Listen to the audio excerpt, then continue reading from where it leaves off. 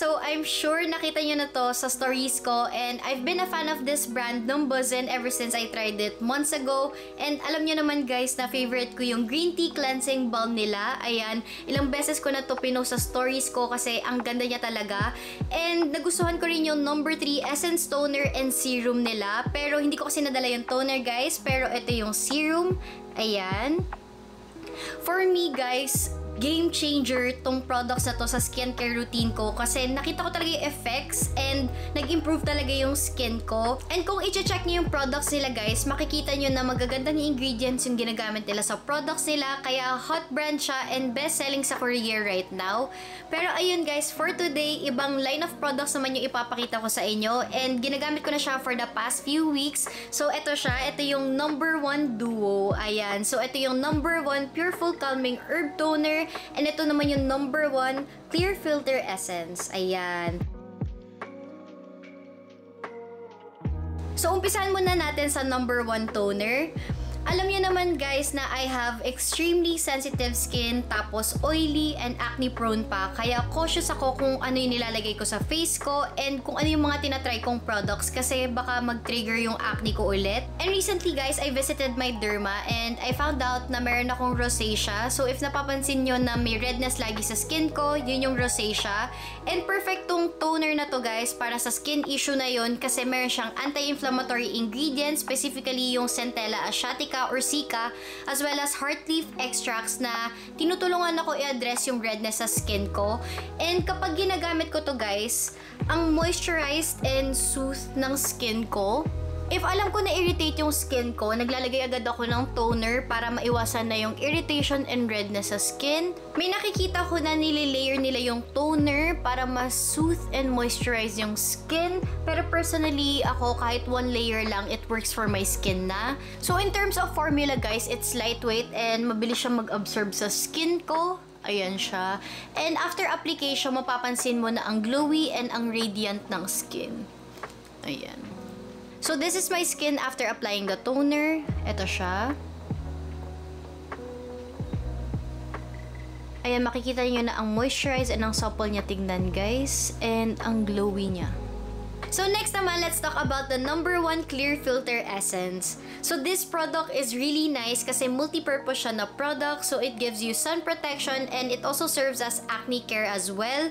So like yung toner, meron din tong anti-inflammatory ingredients. So it also helps me in soothing out yung redness sa skin ko. So this product makes my skin hydrated kasi meron siyang 10 types of hyaluronic acid. So basically, 2-in-1 siya na product. So pwede mo na i-skip yung paglagay ng moisturizer, lalo na if ayaw mong naglalagay ng maraming products sa face mo or if you're the type of person na on the go. So sunscreen siya and moisturizer in one. So for my acne prone girlies out there, yung duo na to is non-comedogenic, so hindi siya nakakaklag ng pores and hindi rin siya nakakakos ng pimples or acne.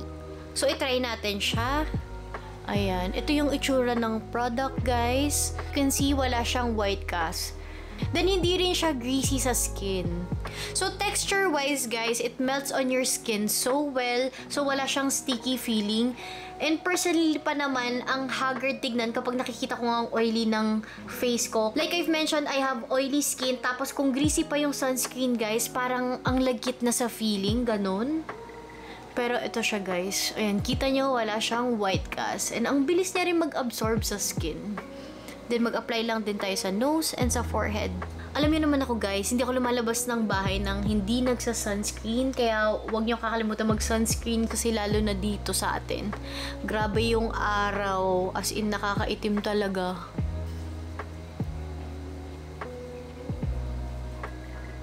So basically guys, yung duo na to, it targets redness tapos acne care siya. So it soothes and hydrates your skin at the same time. So usually ginagamit ko tong products na to bago ako mag-makeup para moisturize yung skin ko and para mas maganda yung lapat ng makeup sa face ko para mas flawless tingnan.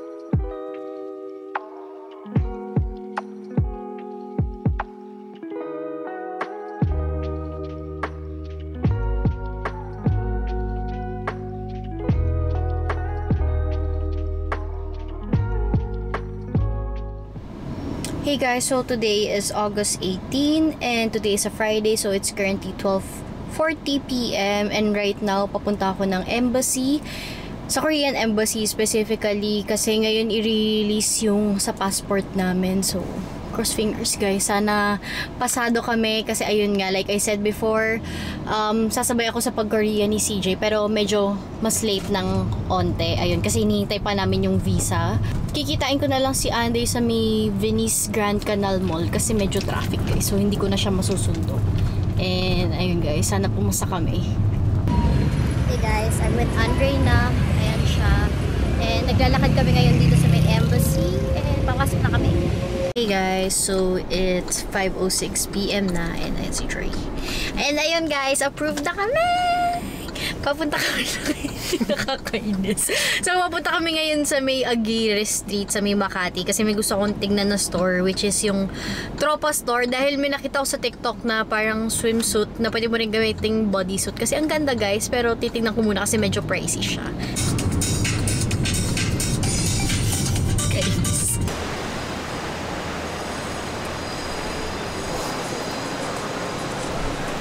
Here at Aguirre Street na. Gamit ko pala yung Carnisage today guys kasi coding ako.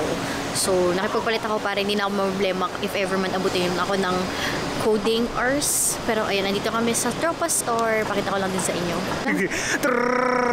Reset!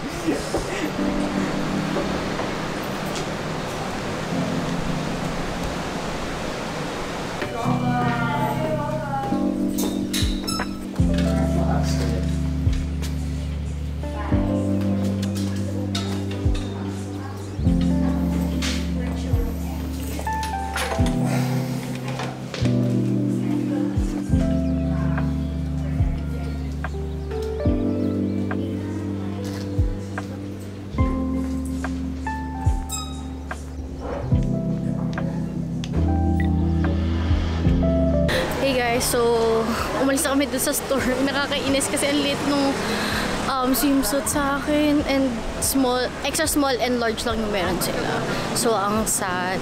So, tatry ko na lang siguro pumili online, pero let's see. Mas okay sana kung matatry ko kasi hindi ko talaga sure if ano yung size ko para sa bathing suit na yun.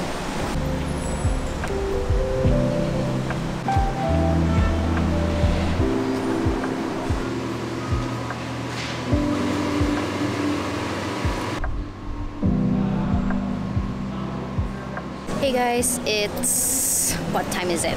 5:59 p.m. and nandito na kami sa Greenbelt real quick, and imi-meet up namin si Dad, so on the way na raw siya dito, and ayun, titingin muna kami ng mga stores habang hinihintay namin siya. Hey guys, we're with Dad na. Ba't ganyan yung face mo? Nakakainis. And ayun guys, magdi-dinner kami sa may Ganso. Ito na pala siya, wait lang. Ginagawang sauce eh.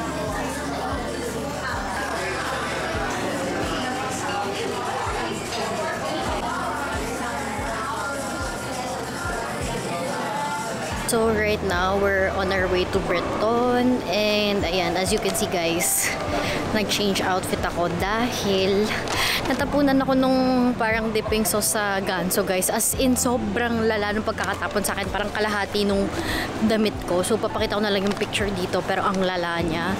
And actually medyo nawalan na ako ng gana kumain kanina nung matapunan ako. Kaya ito na lang nilook forward ko, yung Breton. Kasi naumay agad ako dun sa shabu-shabu. We're just waiting for the crepe. Dumating na yung drink ko. So I got iced chocolate. Kasi umay na umay talaga ako dun sa hot pot. What did you get? Kumuha siya ng fruit parfait. Kinuha. Finally, dumating na yung crepe ko. So I ordered butter and sugar. Tapos may vanilla ice cream lang on top. Oh my god, malalaglag.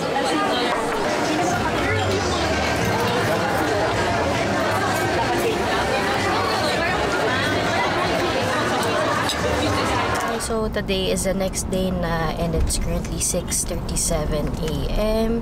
And right now papunta kami sa may Escolta kasi may shoot kami for Lacoste. Then ayan, nayahatid lang kami ni boss.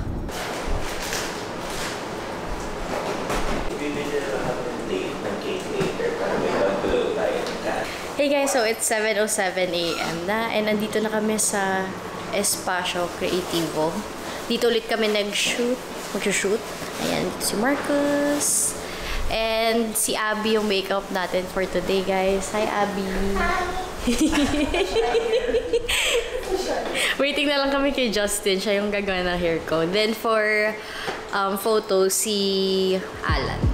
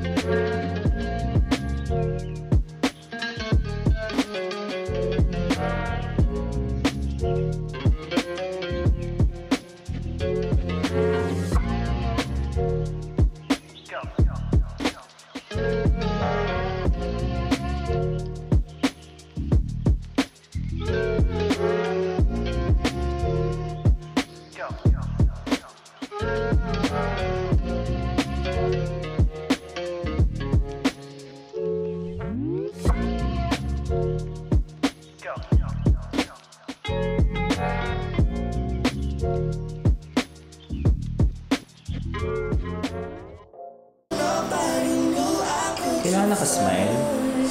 Hindi, natawa ako kasi nanginig ako, sis. Grabe close up mo, no?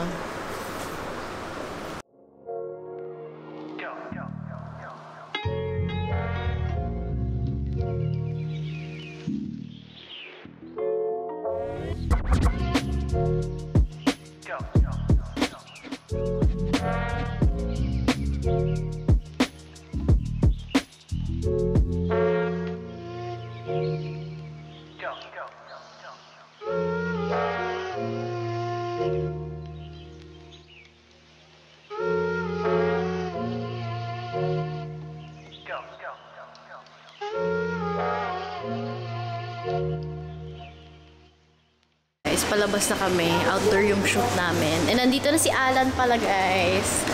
Sorry ka! Galing pa siyang Bangkok. Yesterday, no? Mo lang.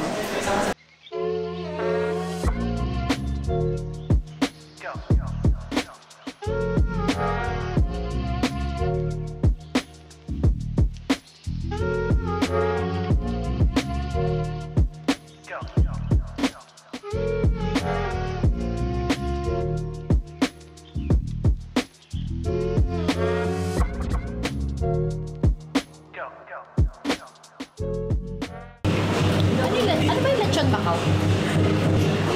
Parang lechon ko. Baka. Hindi lang pala. Yung sauce, iba. Magkaiba.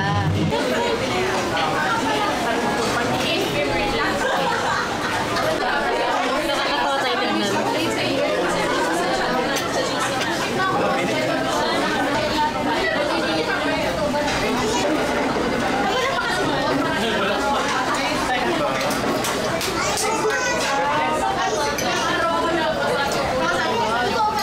Hey guys, so it's 8:38 p.m. na and ayan, nasa car ulit kami. Kasama ko si Siege and si Marcus. And right now guys, papunta na kami ng Terminal 1 kasi may aalis na naman dito. It's part of my job. Ano daw? It's part of my job daw. Nakakainis!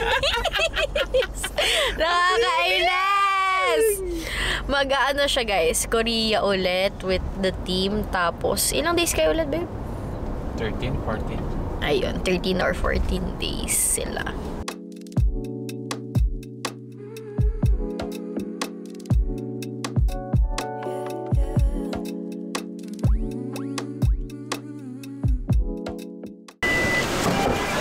Iwan mo na naman ako.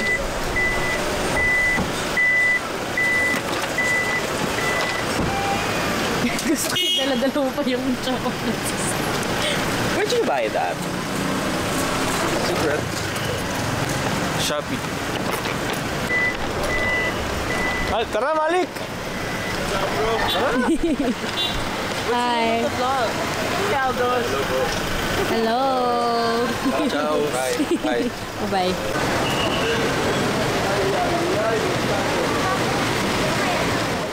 Hey guys, so today is September 3. Today is a Sunday and it's currently 3:48 p.m. So later aalis kami and I just wanted to do a get ready with me and bibigyan ko lang din sana kayo ng skin update.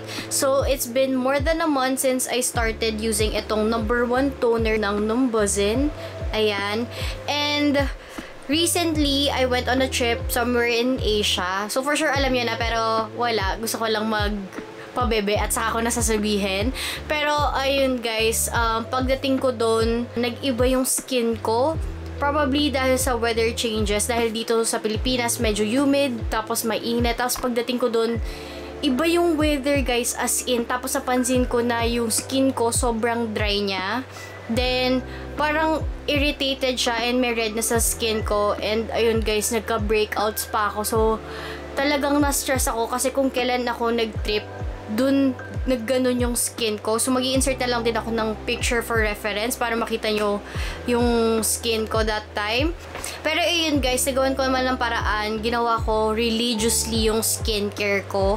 And I know na-mention ko earlier na 1 layer ng toner na to, it works for my skin na. So, ang ginawa ko guys is nilayer ko to ng 2 to 3 layers para ma-calm down yung skin ko. So, para makatulong sa redness and skin irritation ko, ang ginagawa ko guys, nililayer ko siya on specific areas, like sa cheeks ko, sa may forehead, then sa gitna ng brows ko. So ayan, ang ginagawa ko dito kasi dito yung breakouts ko and nakaka-help siyang mawala yung redness. Ayan, dito ko siya nilalagay, then sa forehead and sa middle ng brows. Dito ako madalas mamula guys, kaya dito ko fino-focus yung products. First time ko lang talaga ma-experience yun guys na nag-dry yung skin ko. Kasi usually nga oily ako. Siguro dahil mas mainit doon, kaya lalo nag-dry yung skin ko. Kaya nanibago talaga siya. A few days into the trip, ay napansin ko na na-tone down yung redness sa skin ko and medyo na-calm yung breakouts ko. So, naka-help talaga yung toner.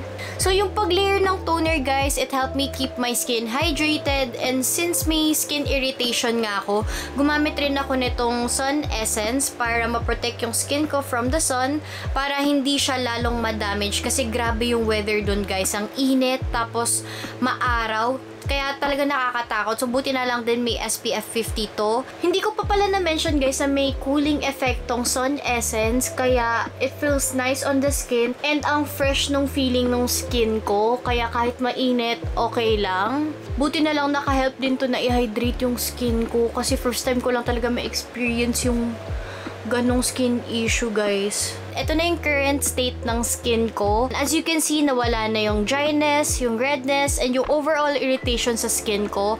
May makikita na lang kayo na marks ng acne dito dahil nga nag-breakout ako doon. Pero this just shows guys na effective talaga tong toner and sunscreen. I'm just happy na itong products na to, it helped me with my skin issues, and happy rin ako dahil masishare ko siya sa inyo. So, if gusto nyo itry itong #1 toner and sunscreen, magli-leave na lang ako ng link sa description box. And ayun guys, talaga natutuwa lang ako sa state ng skin ko dahil umokay na siya. Pero ayun guys, need ko nang mag-ayos dahil aalis na kami in a few.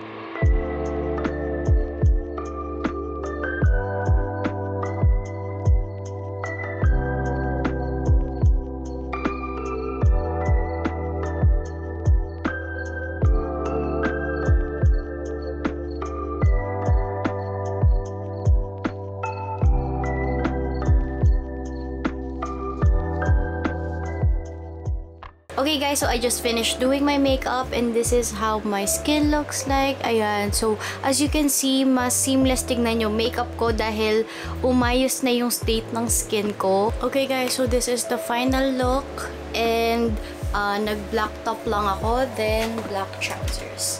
And my bag is this Goyard. And ayun guys, I need to go na kasi nagmamadali na sila. So, bye!